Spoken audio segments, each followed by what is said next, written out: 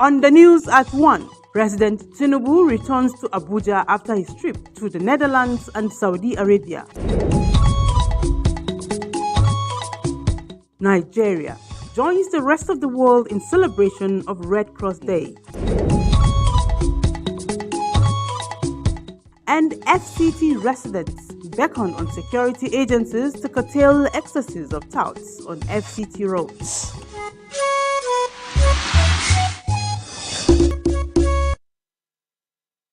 For joining us on the news desk of Nta Channel 5, Abuja at 1. My name is Tessie Omeri. We begin from the presidency.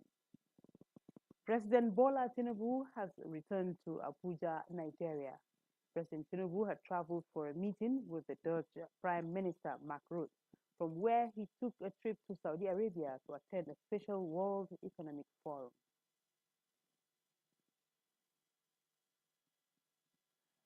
The House of Representatives has appealed to the Academic Staff Union of University of Abuja and the management to find a common ground to end the ongoing strike in the institution.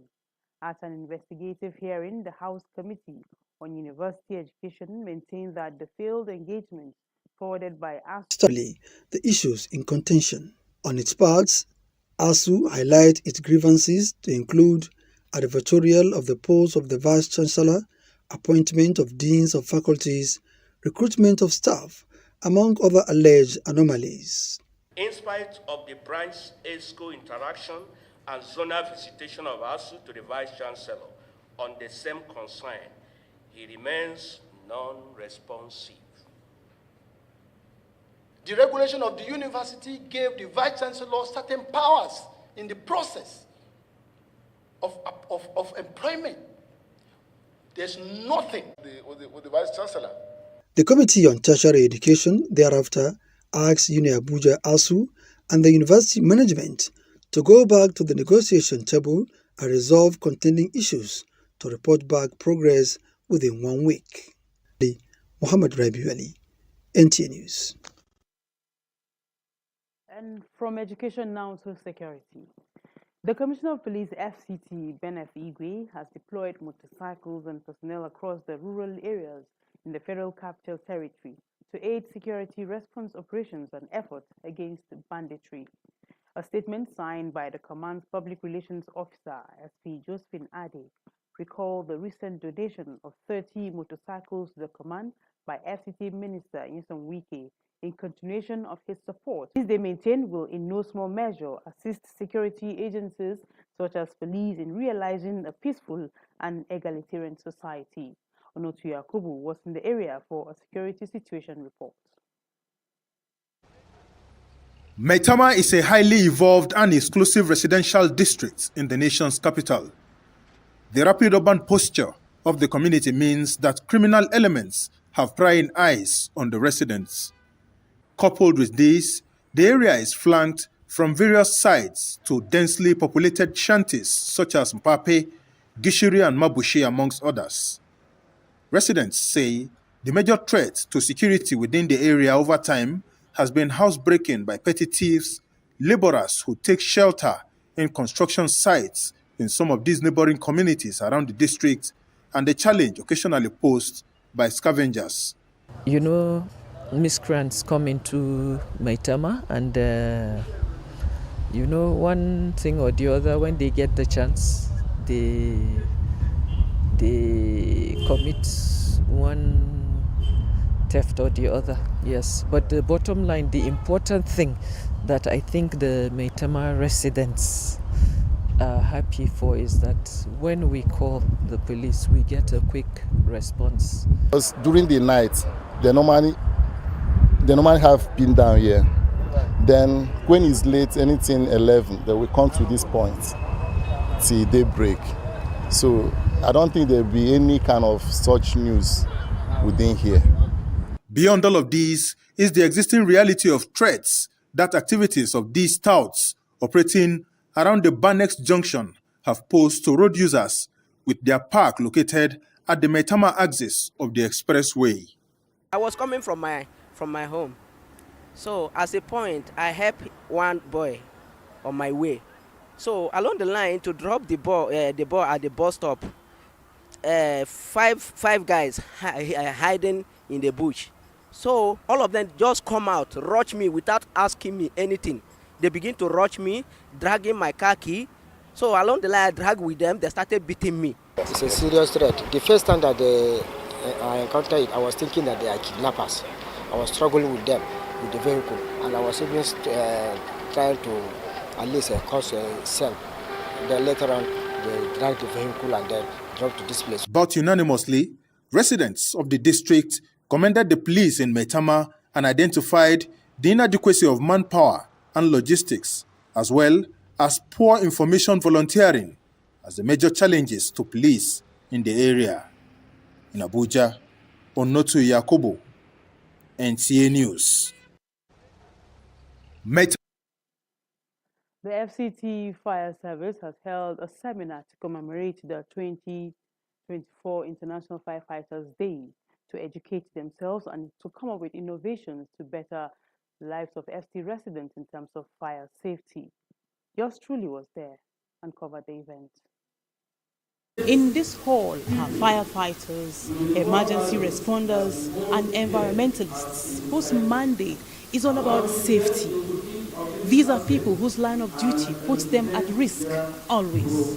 They are brainstorming to make their work effective in disaster management as well as the protection of the disaster managers themselves who are first responders. The purpose for this celebration is to enable all the emergency responders to come together and look at the past, the present, and the future of our collaborations. We have invited all the critical stakeholders, put them together under this roof so that they can rub minds together, exchange ideas to come up with new innovations, either in rescue operations or new mitigative measures or in terms of response, new innovations that will be based on global practices. From one paper presentation to the other, the firefighters used the day to enrich themselves knowledge-wise on the global best practices in safety management. As brave firefighters, speakers call on them to be cautious of the hazards, which can be biological, physical, chemical, among others, as their safety comes first. Somebody who has sacrificed his life to do this for the sake of Nigeria, I think it's another, the success of fire service in Nigeria and the firefighters globally. This is the maiden edition of the Firefighters and Safety Day to be commemorated by the FCT Fire Service. Back to security, residents of the Federal Capital Territory, Abuja, beckon on security agencies in the nation's capital, particularly the FC Police, to intensify efforts in controlling excesses of touts across the territory. The plea was made to the DPO Maitama CSP Jibril Sani while responding to questions on the phone-in program called The Police. Onotu Yakubu brings us excerpt from the program. Across the nation's capital, their activities have become known and worrisome to residents with reckless abandon. Residents who phoned in on the live program say both private and commercial road users in the FCT are at the mercy of the touts at any black spots where they operate, calling on the police to regulate their activities. They are really posing a big threat to both passengers and commuters. I don't really know what the police is really doing.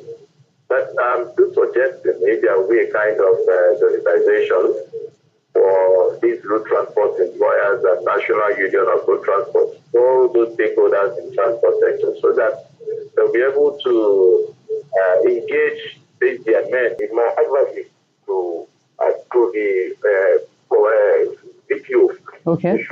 you should please try to send his voice to check all those places that all these people are doing that. They should try to get them arrested. Okay. So that if they leave these people, with time the thing will be...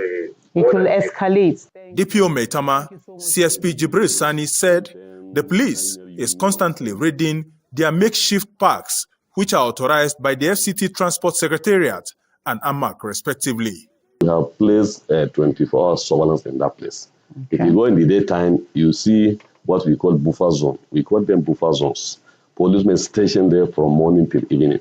And when it is night, that is what we call India Tango, intensive town patrol team, that are stationed at that barracks.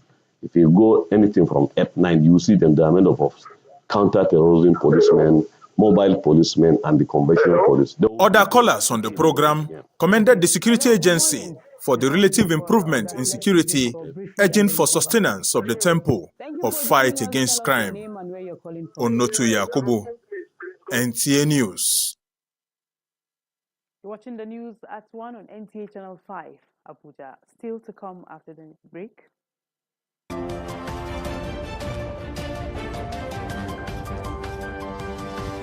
Correspondent x-rays the significance of World Red Cross Day. These and more when we return.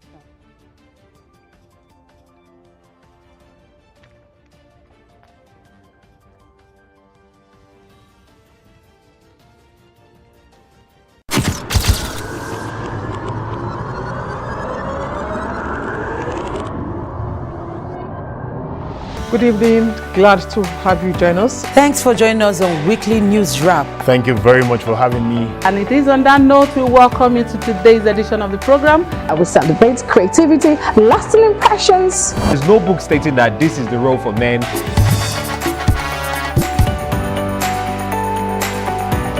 On the news. On the news at 7. The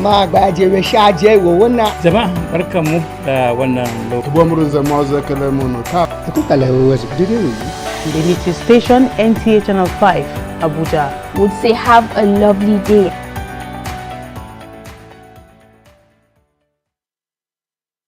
Thank you for staying tuned. For the sole purpose of appraising staff of the Nigerian Television Authority Channel 5, Abuja, as a propeller for effective service delivery, forms the crux of the General Staff meeting chaired by the General Manager, Paul Ate, and other management staff. Cecilia Julius covered the meeting. While brainstorming on the way forward in making NTA a world-class television station, the General Manager, Nta Channel 5, Paul Ate, commended staff for commitments made for the smooth running of the station and charged them on the need for teamwork, selflessness, as well as delivery of their responsibilities effectively. It's not about the GM, like I said. It's not about any of us seated here. It's about all of us. That's why they call it team. Together, everyone achieve more. That's the meaning of team. Hang in there. Contribute your own quota and make it great.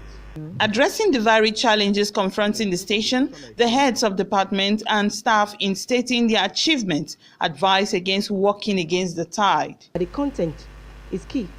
And so if you produce anything that is rubbish, viewer will just flick to the other channel. Let us challenge ourselves. See, any system that you have in this evening, those system can never work. It can't.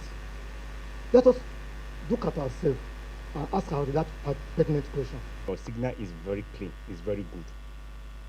And that is the reason why you should put in your best as professionals. When you have what you're measuring yourself up against, you will try to rise above because it's easy to see I'm falling short. NTA is multitasking and multifunctional. That means you can switch to any other department you feel like going to so that you can perform better and bring out result, because all we need in NTA is result. The General Manager, in appreciating good work done for the station, commended Elizabeth Omonigo for contributing to the station's convenience and called for all hands to be on deck to effect the needed change. Cecilia Julius, NTA News. Now to the story. She was born into this beautiful world with sickle cell anemia and has been battling it for more than 30 years. Sickle cell anemia did not kill her, but kidney, a vital organ of the human body, began to fail the sickle cell anemia individual. What's her situation like today? Mariam George Jutubo takes us into the world of Bilari Michael Etukobo, a survivor of kidney failure here in Abuja. The joy of every parent is to watch the children grow and contribute to the growth and development of the society. These dreams and aspirations, sometimes by commission or omission, could hit the rock, especially when the challenge takes a toll on the individual's health. This is the story of 35-year-old Bilari Fulani Kwajafa, who hails from Borno State, northeast Nigeria, and married to Michael Etukudo from Akwa Ibom State, south Nigeria.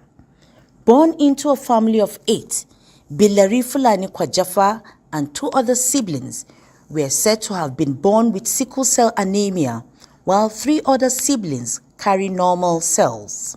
2 of her anemic siblings, however, died of sickle cell-related sicknesses, leaving her with other 3 siblings who are not sickle cell carriers.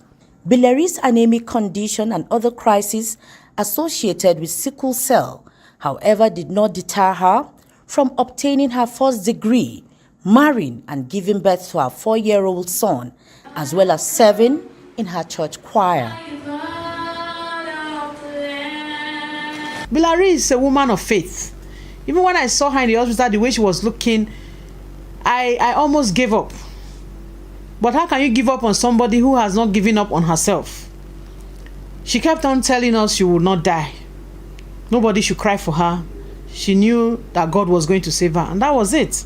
What could be likened to the tragedy that struck the camel's back occurred a few years ago when Bilari Michael Etukudo was diagnosed with kidney failure. 2021, I was diagnosed with chronic kidney disease, and I've been on dialysis session for over a year. From there, I was transplanted, and so the journey has not been easy. Prices are so exorbitant that I'm currently on immunosuppressant drugs for over 500,000 every month.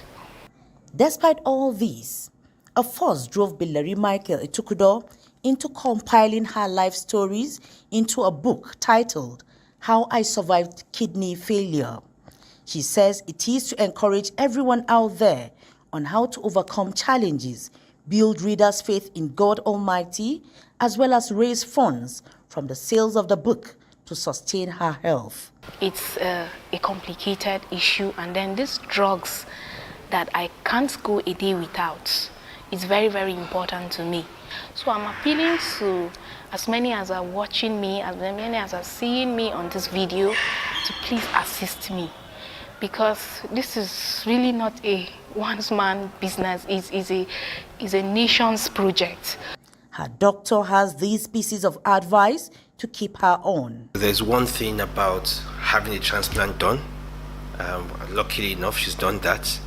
There's also another thing about life after the transplant itself, which is what she's having to deal with, which for me I think is even equally as important as this, or even more important than the transplant itself, because I'm probably sure she doesn't want to go through this again. We say there is no cure for chronic kidney disease, it's only management, and management can be so expensive for her right now. Aside lifestyle changes in terms of what to do and all that, she also needs to take her medications. She also needs to take care of the key thing there that triggered the kidneys to fail in the first instance. So it's going to cost a lot of money for her.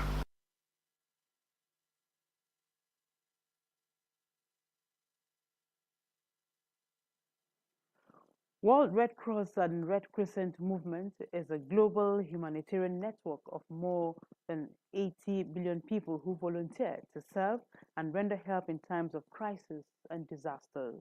Odiri Ogboru Aruturi takes a look at the significance of the day dedicated to the service. May 8 is set aside to mark the World Red Cross Day. Initially, a day to remember the founder of the Red Cross Crescent who gave all to the service of humanity, but over the years, it is a day to celebrate great personalities across the world who work tirelessly to assist humanity in times of need. Red Cross carries out volunteer duties in times of war and crisis, accident, fire, disaster, as well as donating or sourcing for blood to save life. Keeping humanity alive shows the kind of work that we do, we always do those things that don't allow anybody to die, or for any family or any community to lose their dear ones. We're always there whenever anything like disaster is happening. We are always there to make sure that people are rescued. During accidents, we are there to make sure that people don't lose blood, that fractures are immobilized, that people who are not even breathing, we try our best to make them to breathe before taking them to the hospital. Like it's been stated, this year's team, keeping humanity alive. We've always been there. We've been doing it over the years. We've saved lives. I go to schools every Thursday, Friday, and Wednesdays. I go to schools to teach them on first aid training. All these are courtesy Nigerian Red Cross, and this is what Red Cross is all about, and this is what we do as a volunteer for Nigerian Red Cross. So celebrating World Red Cross Day, it's all about giving back to the society. These passionate volunteers are assisting medical experts in rendering first aid to victims on the scene before the arrival of medical professionals. These attributes can be seen replicated by members of the Red Cross all over the globe. People say it is quite commendable. People that cannot help themselves, and then also when there are emergencies and all that, he can be able to help people in one way or the other using first aid. I'm a Red Cross Club member because I want to help people in need. I render this help to people that are injured or people that are like in accidents. Because I like helping people that are in need by helping victims of accidents and people that need help. Red Cross Society worldwide is guided by 7 principles, which include humanity, impartiality, independence, volunteering service, unity, and universality. In Abuja, Odiri Ogboru Arutere, Nta News.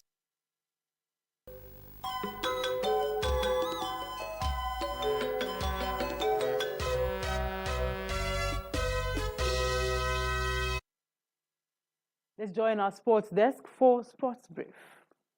Nigerian champions Rivers Hoopers made it 3 out of 3 at the ongoing Sahara Conference of the Basketball African League with a commanding blowout of the former BLA champions US Monastir as the Kingsmen ran out with an 83 victory. After much needed rest on Monday, Rivers Hoopers started the game in rampart form, making back-to-back buckets including consecutive threes by Will Perry. Hoopers opened up a 12-point lead at 14-2 inside the first 5 minutes of the encounter and remained prolific in shooting to wrap up the first quarter with a 9-point advantage at 25-16. Again, Hoopers were quickest out of the block at the start of the second quarter, scoring points. Meanwhile, Nigeria's Football Federation has revealed the reason behind its decision to appoint Finidi George, head coach of the Super Eagles. Finidi was announced as Jose Pizarro's predecessor last week. Director of Communications, Nigerian Football Federation, NFF,